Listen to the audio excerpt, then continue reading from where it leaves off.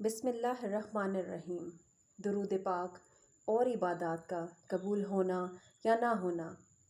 حضرت شیخ ابو سلیمان درانی رحمۃ اللہ علیہ سے نقل ہے کہ اللہ کے حضور تمام عبادتوں کے قبول ہونے اور نہ قبول ہونے کا خطرہ رہتا ہے، لیکن درود پاک ایک ایسی عبادت ہے جو فوراً قبول ہو جاتی ہے۔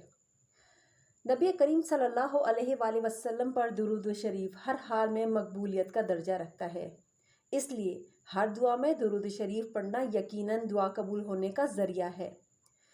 جہاں تک ہو سکے ہم گناہ گاروں کو اس فتنہ فساد کے زمانے میں درود پاک کا زیادہ سے زیادہ ورد رکھنا چاہیے اور اپنے قلب کو منور کرنا چاہیے۔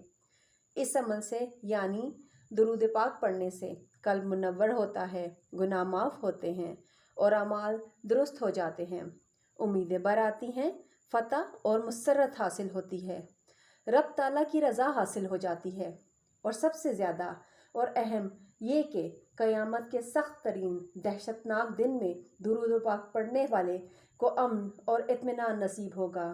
اللہ یہ نعمت ہر ایک کو نصیب کرے، آمین۔ نہ ہوگی قبول کوئی دعا بغیر درود کے، نہ مل سکے گا تم کو رب بغیر درود کے۔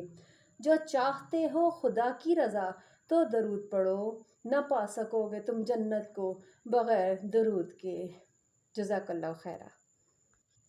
اور آج نئے سال کا پہلا جمعہ ہے، لہٰذا تمام دنوں کے ساتھ ساتھ آج